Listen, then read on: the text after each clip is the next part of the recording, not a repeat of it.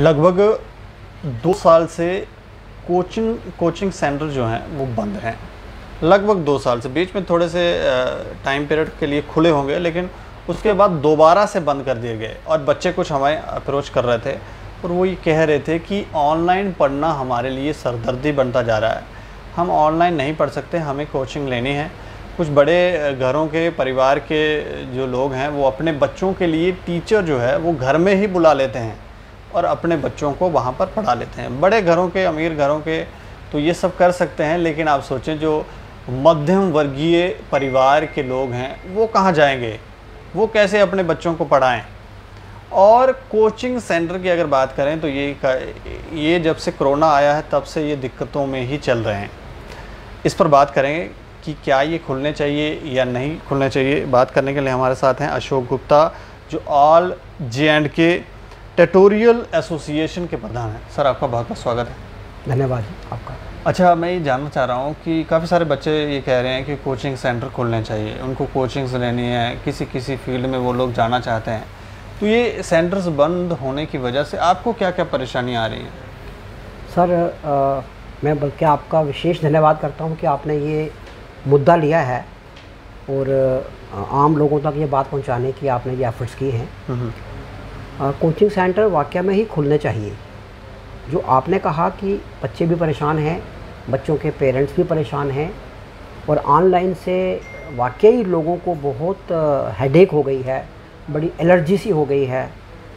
हालांकि हम लोगों ने बहुत कोशिश की, जब पिछले साल ये अचानक मुसीबत पड़ी हमारे ऊपर तो हमने कोशिश की और ऑनलाइन का चैलेंज हमने एक्सेप्ट किया और उसको फेस किया और 2 साल से हम कर ही रहे हैं जी। काम तो चल रहा है, लेकिन बच्चे बहुत परेशान हैं। यह ट्यूटोरियल एसोसिएशन के मेंबर्स का सवाल है। जो लोग ट्यूटोरियल चलाते हैं उनका भी बहुत बुरा हाल है, क्योंकि जिस तरह से सरकारी गाइडलाइंस हैं उस तरह से किसी ट्यूटोरियल को इस्टेब्लिश करना भी कोई आसान काम नहीं है। बहुत हैवी एक्सपेंसेस होते हैं उसमें, और फिर ऊपर से रेगुलरली ये जो इंक्रीज एक्सपेंसेस, जो रेकरिंग एक्सपेंसेस चलते हैं, ये भी चल रहे हैं। और हमारे बहुत सारे साथी जो हैं उन्होंने किराए की बिल्डिंग्स पे ये काम शुरू किया हुआ है। और किराया भी कोई 2, 4, 5, 10 हज़ार नहीं है, समझो बहुत सारी बिल्डिंग 50,000 से, इवन कई बिल्डिंग लाख रुपया महीने की बिल्डिंग से, क्योंकि वो क्राइटेरिया नहीं मीट हो पाता जिस क्राइटेरिया से सरकार हमसे काम करवाना चाहती है कि हमें ये फैसिलिटी स्टूडेंट्स को देनी है। वो सारे क्राइटेरिया फुलफिल किए अलग से वॉशरूम चाहिए, अलग से वेटिंग रूम चाहिए, बॉयज़ का अलग से, गर्ल्स का अलग से, लाइब्रेरी की फैसिलिटी चाहिए बच्चों के, उनको सिटिंग का डिस्टेंस उन्होंने मेंटेन किया है। तो ठीक है, वो सब हमने किया, लेकिन ये जो कोरोना के कारण अब सोशल डिस्टेंसिंग हो गई, बाकी सब कुछ हो गया, तो मेंटेन करना बहुत मुश्किल है। और बहुत सारे हमारे साथी जो कि अदरवाइज़ अनएम्प्लॉयड हैं, अब उन्होंने सेल्फ एम्प्लॉयड किया अपने आप को, सरकारी नौकरी मांगी तक नहीं, और कईयों को मिली और नौकरी छोड़ दी उन्होंने। वो इसी प्रोफेशन में लग गए क्योंकि उनको अपने ऊपर कॉन्फिडेंस था, अपने ऊपर विश्वास था। और हमारे प्रधानमंत्री जी का भी यही नारा था कि खुद काम करो और जॉब प्रोवाइडर बनो। तो उस तरह का ट्यूटोरियल एसोसिएशन के जो मेंबर्स हैं वो सारे काम कर रहे हैं, और लगभग 5,000 से ज़्यादा लोग हैं जो इस पर अपनी जीविका चला रहे हैं। तो अब पिछले 2 साल से उसमें से सैकड़ों तो बंद हो गए हैं, क्योंकि करेंगे क्या, बच्चे आएंगे नहीं पढ़ने के लिए, सब बंद है, तो वो लोग बेकार बैठे हैं। और बहुत सारे बंद होने की कगार पे खड़े हैं, क्योंकि वो जो रेंट है बर्दाश्त नहीं होता, और जो बाकी एक्सपेंसेस हैं, जैसे अच्छे टीचर प्रोवाइड करने के लिए बड़ा कंपटीशन है। कुछ टीचर बाहर से, जैसे कोटा से आते हैं, दिल्ली से आते हैं, अब उनको हम रखें कि भेज दें। रखते हैं तो उनको बड़ी हैवी सैलरी देनी पड़ती हैं, क्योंकि वो कंपटीशन में काम करते हैं। और अगर नहीं रखते और उनको भेज देते हैं तो अगली बार शायद वो टीचर मिलेगा नहीं, और बच्चा कहता है कि हमने इसी से पढ़ना है।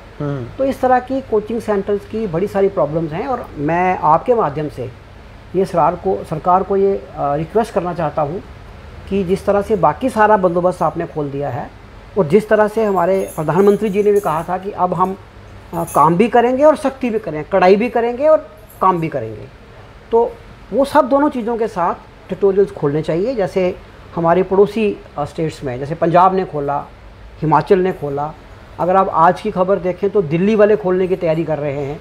इस तरह से बहुत सारे मध्य प्रदेश ने स्कूल खोल दिए हैं, इवन कई जगहों पे छोटी क्लासेस के भी स्कूल खुल गए हैं। तो मेरा तो ये मानना है कि स्कूलों को खोलना चाहिए। बाकी हम हर तरह से इस मामले में सरकार के साथ हैं।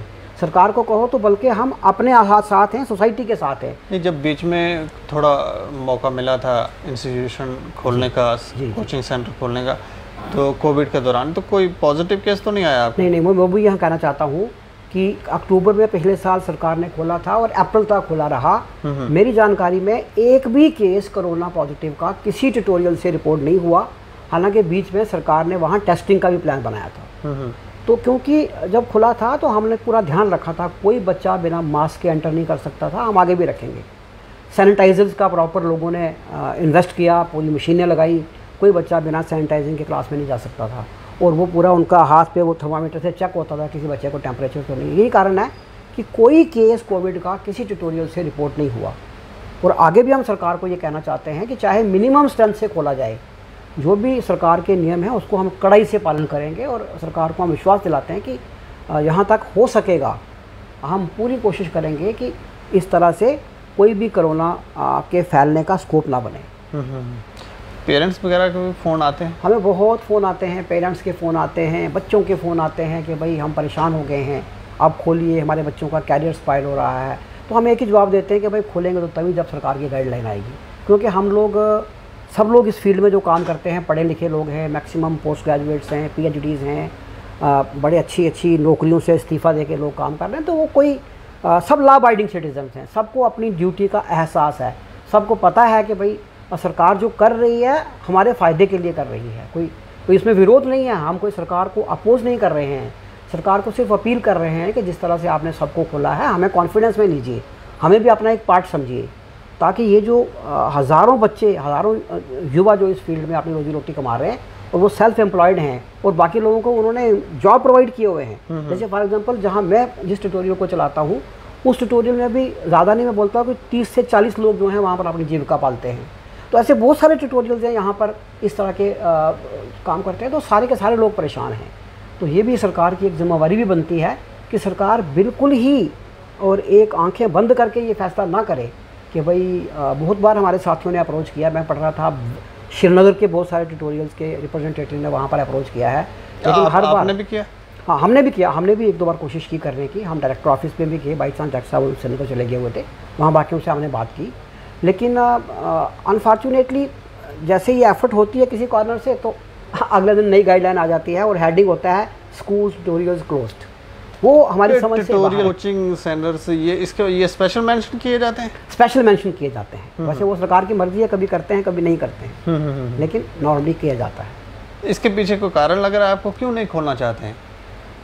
सर अब मैं क्या कहूँ, सरकार में बड़े बड़े लोग बैठे हुए हैं, बड़े बुद्धिजीवी बैठे हैं, लोगों ने बड़ी पढ़ाइयाँ करके उस लेवल तक पहुँचे हैं। अब मैं कुछ कहूँगा तो मैं उनके बात को तो नहीं काटूँगा, लेकिन जो मुझे लगता है कि शायद कहीं ना कोई जो सरकार की सोच है वो यूनिडायरेक्शनल है, एक साइडेड है।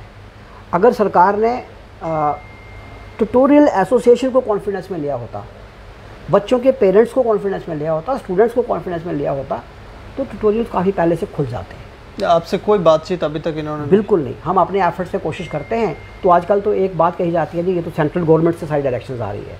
अब सेंट्रल गवर्नमेंट से आ रही है तो हिंदुस्तान के आधे से ज़्यादा स्टेट से तो स्कूल खुल गए हैं और बाकी लोग खोलने की तैयारी कर रहे हैं। हो सकता है वो यूनियन टेरिटरी की बात कर रहे हैं।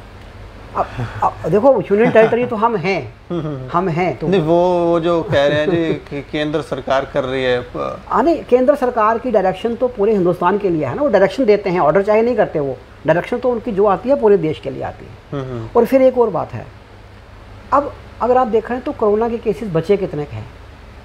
मतलब जम्मू में रोज़ के 25 केस आ रहे हैं, 30 केस आ रहे हैं, या पूरे हिंदुस्तान में पिछले हफ्ते पूरे 25,000 26,000 आता रहा। और कितनी वो जो रेट ऑफ इन्फेक्शन कितनी कम हो गई है। तो इस पोजीशन पे सरकार को, जब सरकार ने सब कुछ खोल दिया, लगभग सब कुछ खोल दिया, तो हमारे साथ ये भेदभाव क्यों? नहीं, आप तो ठीक है प्रोटोकॉल को फॉलो करोगे, सैनिटाइज करोगे, ये करोगे वो करोगे, लेकिन हम जाके होटलों में देखते हैं, रेस्टोरेंटों में देखते हैं, या बाकी जगहों पे मेटाडोरों में, गाड़ियों में देखते हैं, तो कोई प्रोटोकॉल नहीं है। यही मैंने कहा कि हम तो फिर भी करेंगे और करते आए हैं। और पिछली बार का खोलना इस बात का सबूत है कि वहाँ से कोई केस रिपोर्ट नहीं हुआ। मैंने जैसे पहले कहा कि हम सब लोग पढ़े लिखे वर्ग से बिलोंग करते हैं और सरकार को समझते हैं, तो इसलिए हमारी तरफ से तो कोई इस तरह की गुस्ताखी होती नहीं है। तो सरकार को भी हमारे बारे में ऐसा सोच के हमें कॉन्फिडेंस में लेके इस फील्ड को खोलना चाहिए। हम सरकार को एश्योर करते हैं कि guidelines will be strictly followed. बहुत बहुत धन्यवाद। अंत में आपसे ये भी जानना चाहूँगा, थर्ड वेव के लिए भी कह रहे हैं आ रही है। जी, अब वो बड़ी डिफरिंग रिपोर्ट्स हैं। कभी तो लगता है कि पहले तो लगता था कि आएगी, फिर आएगी कि नहीं आएगी, अब कल का फिर से ये आया है कि आएगी। अब जब आएगी तो बंद करना पड़ेगा तो बंद करेंगे, लेकिन बीच में अगर कुछ पीरियड मिलता है तो कम से कम वो जैसे उन्होंने पिछले साल जैसे सरकार ने दुकानदारों को कहा था हाँ जी खोल लो और अपने माल को हवा लगवा लो, तो कम से कम हवा लगवाने का टाइम तो दें। तो कुछ बच्चे जो पढ़ना चाहते हैं, चाहे हम उनके कोई शुरू के चैप्टर्स अगर हम उनको क्लास में पढ़ा देंगे और अगर बाद में मान लो महीना 2 महीने फिर से ऑनलाइन करना पड़ेगा, तो एक लिंक बना होगा, एक कंटिन्यूटी बनी होगी, टीचर्स का ट्यूनिंग बनी होगी, तो बाद में फिर से वो अब अगर मान लो इस कोरोना ने अभी थोड़ी देर रहना है हमारे साथ, तो फिर हम सब कुछ बंद करके तो नहीं जी सकते। बहुत सारे परिवार बेघर हो सकते हैं, बेकार हो रहे हैं, हो गए हैं। चलिए शुक्रिया हमसे बात, बहुत बहुत धन्यवाद आपका। तो ये कोचिंग ट्यूटोरियल्स की बातचीत, क्योंकि ये खोलना ज़रूरी है और बच्चे भी अप्रोच कर रहे हैं, पेरेंट्स भी अप्रोच कर रहे हैं, डेली हमको कॉल कर रहे थे कि ये प्लीज़ आप खुलवाएं। कई बच्चों को कोचिंग्स लेनी है, कुछ एप्लीकेशन फॉर्म होंगे आए हुए, तो उसके लिए उनको स्टडी कर रहे हैं, तो वो परेशान है कि हम कहाँ जाएं। ऑनलाइन में थोड़ी सी दिक्कत परेशानियां इन लोगों को आ रही हैं और ज़्यादा फोकस्ड भी नहीं हो सकते हैं ऑनलाइन को लेकर। वहाँ पे थोड़ी देर उस पर देखते हैं मोबाइल के ऊपर या जो भी है, और थोड़ी देर के बाद गेम्स खेल रहे होते हैं, तो वो भूल ही जाते हैं कि वो जो पढ़ाई हम कर रहे हैं वो कर रहे हैं कि क्या कर रहे हैं।